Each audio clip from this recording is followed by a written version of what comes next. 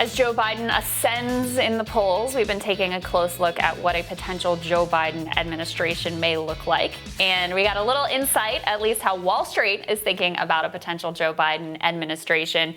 So a financial advisory firm, Signum Global, is giving the advice that don't worry too much. Basically, nothing will fundamentally change. They looked at the task force recommendations and the way that all came out and were basically like, okay, he's not really going over to the progressives. So everybody on Wall Street, you're going to be just fine. Well, it's just hilarious because you have Bernie out there on Chris Hayes' show being like, Joe Biden will be the most progressive president since FDR if he enacts this plan. And actual Wall Streeters, this is a firm which has corporate clients and it gives them advice. They say, told his corporate clients policy recommendations supported by Biden show that presumptive Democratic nominee doesn't plan to side too often with those on the left side of the political spectrum. I know you're all going to be shocked by that. It's just amazing.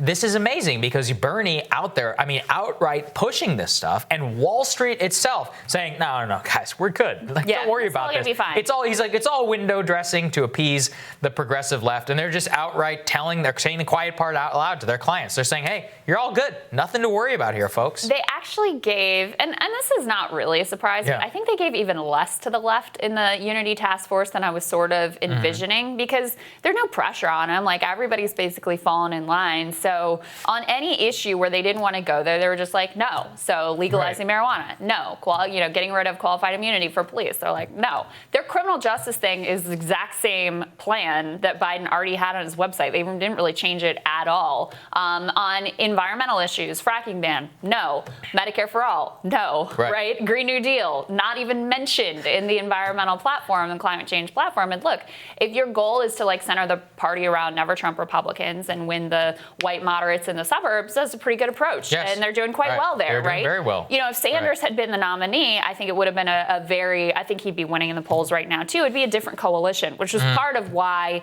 I thought it was so important to move the party in that direction of focusing more on let's bring in young people, let's get working class Latinos excited. They're the one demographic group that continues to kind of fall away, which I think Democrats, look, you're in good position for the fall, but should be more worried about long term. But yeah, look, Wall Street's feeling comfortable. Sure, some of the corporate tax cuts might be rolled back. He might do that. They're going to be just fine, though. Don't worry, guys.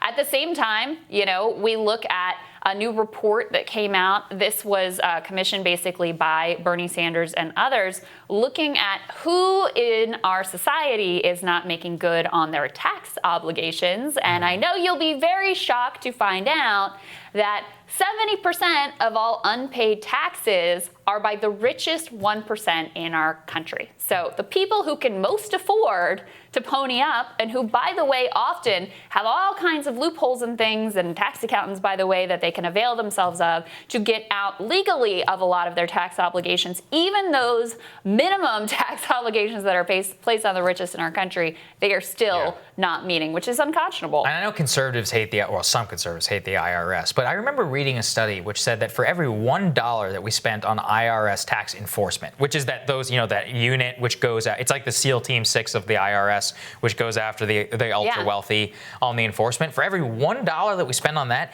you get 7 back. It's actually one of the best returns in the federal government for $1 that we spend. So you know what? I say we keep investing in that. Yeah, this is what David Surratt always makes this point. He's like, no, they actually did defund the police that go after these people.